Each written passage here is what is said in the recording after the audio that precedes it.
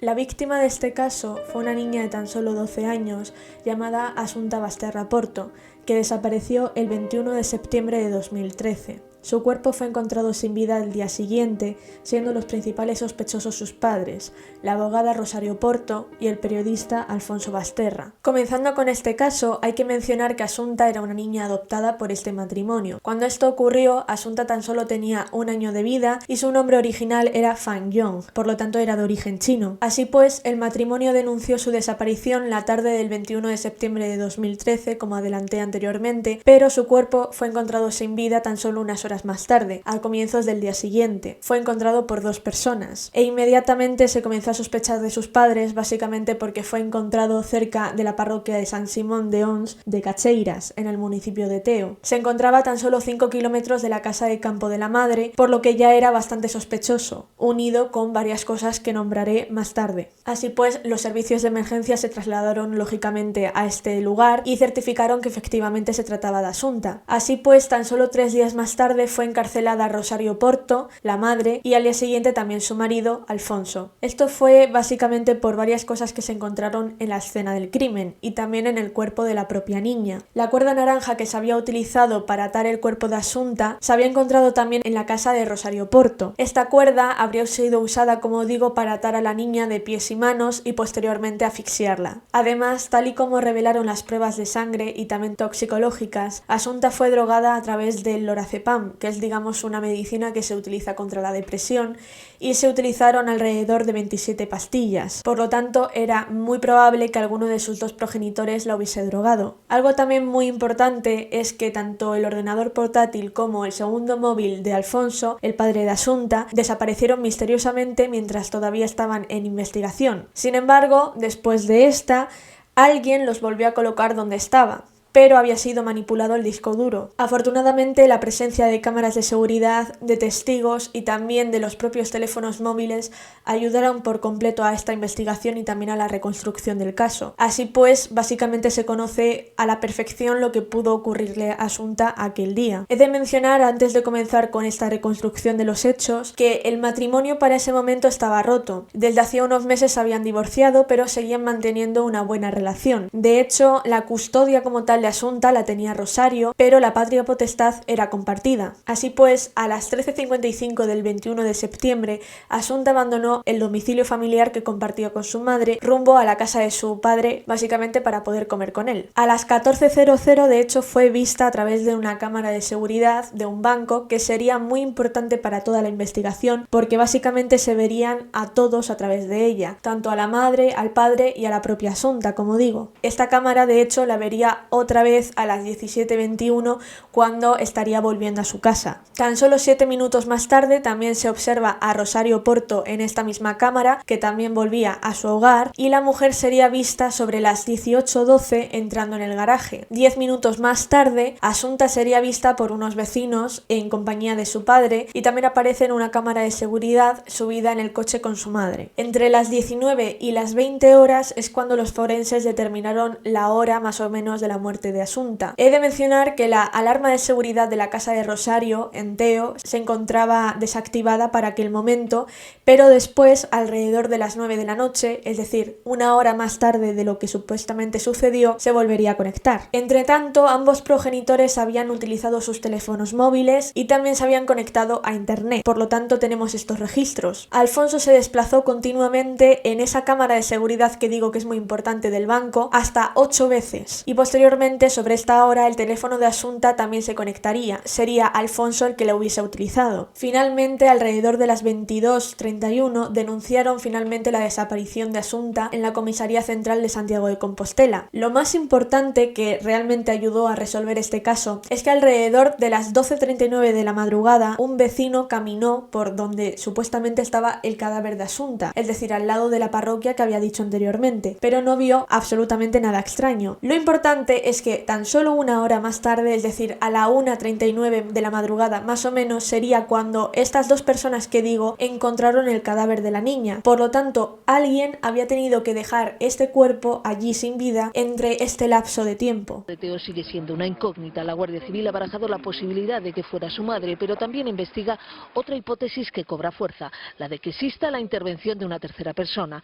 Esto coincidiría con el testimonio de uno de los testigos, que aseguró que al pasar por el lugar a las 12:30 de la noche, el cuerpo de la niña no estaba y 45 minutos después fue descubierto. Pasamos entonces con las declaraciones de los padres, ya que, como digo, fueron los principales sospechosos. En este tipo de casos, los primeros que son interrogados son los padres o las personas que están muy cercanos a las víctimas, y en este caso es que los padres tenían muchísimas contradicciones, especialmente, como digo, en sus declaraciones. Comenzamos entonces con Rosario. Ella afirmó que había dejado a la niña en su propio domicilio a las 19 horas, en el domicilio que compartía con ella, pero que cuando volvió 2 horas más tarde, es decir, a las 9 de la noche, ya no estaba por ninguna parte. Pero claro, todo esto se contradecía con las propias cámaras de seguridad, y cuando ella supo de la existencia de estas, cambió por completo su declaración, porque si no, no tenía sentido. Dijo entonces que había regresado a Santiago alrededor de las 17:50 más o menos de la tarde y que dejó a Asunta cerca de la casa de su padre, pero no de su propio domicilio, es decir, que sus declaraciones no eran para nada similares.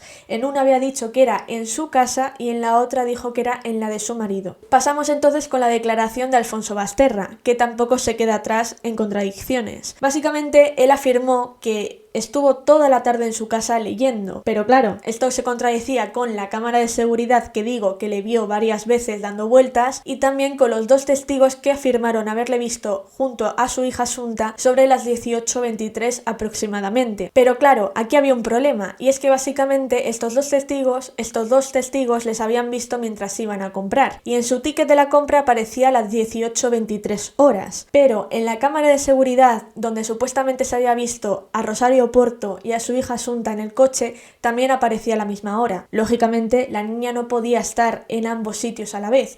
Por lo tanto, por lo que se decantó el juez fue porque el ticket de la compra estuviese mal, es decir, la caja registradora a lo mejor tenía la hora cambiada, a lo mejor era una hora más tarde o una hora antes. Lo importante aquí no era tanto la hora, sino que los testigos sabían que eran ellos, es decir, que Asunta estaba con su padre. Además, una cámara de seguridad también vio a estos vecinos, por lo que sí que era cierto que podían haberles visto. Debido a todas estas pruebas y también las contradicciones de las declaraciones de los padres, el tribunal por unanimidad les condenó por la muerte de su hija. Así pues, la versión oficial es que la niña fue drogada durante meses y que ese fatídico día fue asfixiada hasta la muerte. Aunque la acusación pidió la máxima pena para ellos, que era de 20 años, finalmente fueron sentenciados a 18 años de prisión, básicamente por el asesinato con alevosía a su hija. Sin embargo, el año pasado, en noviembre de 2020, Rosario Porto fue encontrada muerta en su celda, se había suicidado. Ahora vamos a pasar, digamos, al porqué. ¿Por qué querrían deshacerse de su hija? ¿Por qué habría ocurrido esto? Algo que me gustaría decir antes de empezar con esta parte del vídeo es que Asunta era una niña muy buena, no era una chica problemática para nada. De hecho, se esforzaba muchísimo en sus estudios, era muy querida por la familia, especialmente por sus abuelos, y en general era una niña que no se metía en problemas. Sabía varios idiomas, leía, escribía poesía. De hecho, hay algunos poemas un tanto extraños para su edad que os dejaré por aquí. Y bueno, dicho esto, vamos con el por qué mataron a Asunta. Varios psicólogos y profesionales que analizaron a este matrimonio concluyeron que para ellos Asunta ya no era necesaria, digámoslo así. Ambos habían contraído matrimonio en 1996 y Rosario pertenecía a una de las familias más ricas de Galicia, mientras que Alfonso, digamos, pertenecía a una clase social más baja. Aún así tenía dinero, pero no tanto como Rosario y su familia. Aún así, los padres de la mujer aceptaron este matrimonio y por eso se casaron. Pero claro,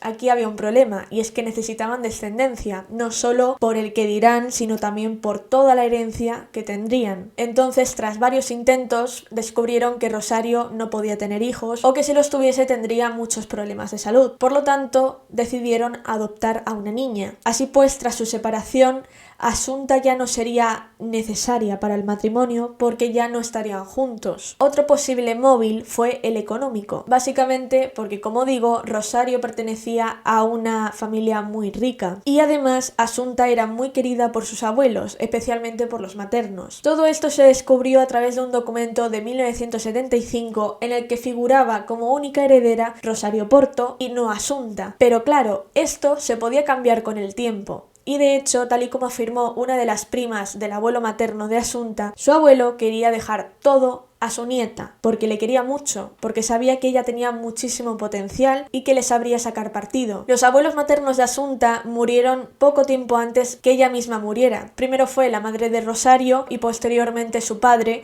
llamado Francisco. Otro de los posibles móviles del delito fue el sexual. Básicamente esto se dividió en dos puntos fundamentales. Algo que no he dicho anteriormente cuando he mencionado que encontraron a Asunta es que los forenses determinaron que en su camiseta había rastros de semen y este semen pertenecía a un hombre que vivía en Madrid que ya tenía antecedentes por agresión sexual. Pero claro, este hombre fue mandado a juicio y declaró, y el tribunal no pudo encontrar nada contra él. Y de hecho no se explicaron cómo su semen pudo llegar a la camiseta de Asunta.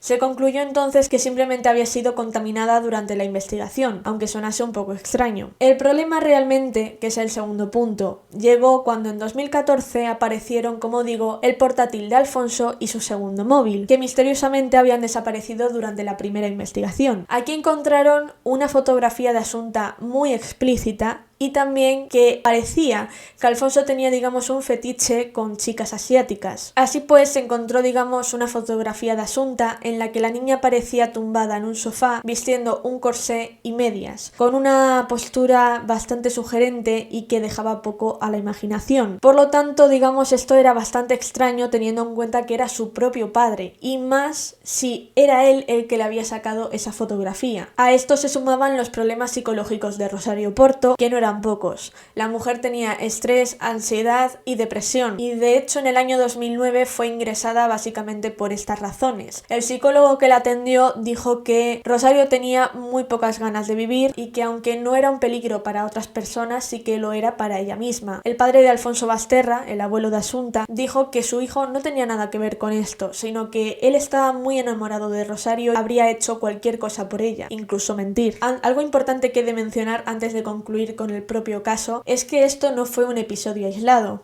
Asunta llevaba muchos meses siendo drogada, en mayor o menor medida, pero era casi seguro que había sido drogada en muchas ocasiones, y esto fue respaldado por sus propias profesoras. Básicamente ellas dijeron que Asunta muchas veces llegaba a clase dormida, muy rara, muy extraña, con actitudes muy raras, y que básicamente ella decía que su madre le suministraba algunos polvos blancos que la hacía dormir. Lo importante además es que el lorazepam, como digo, es un antidepresivo que le había sido recetado a Rosario a través de todos estos problemas que he dicho anteriormente. Por lo tanto, estaba prácticamente todo hilado. Sin más que decir, llegamos al final del caso. Me resulta increíble que dos padres pudieran hacer esto a su hija, que sin duda tenía un futuro brillante por delante. Me parece injusto que simplemente fuesen condenados a 18 años de cárcel, y ni siquiera me parecería justo la pena máxima, sinceramente. Creo que en este tipo de casos hay que cambiar la ley y que una persona pase toda su vida en la cárcel porque es lo que se merecen. Aparte, como dije, Rosario se quitó la vida el año pasado, pero sinceramente esto no cambia nada. Asunta no va a volver, y seguramente lo hizo porque no pudo vivir con la culpa de haber matado a su hija y decidió ir por el camino fácil. Dicho esto, espero que os haya gustado mucho el vídeo, y si es así, dejadle me gusta aquí abajo y suscribiros para que pueda traer más contenido de este tipo por el canal, y sin más, hasta luego.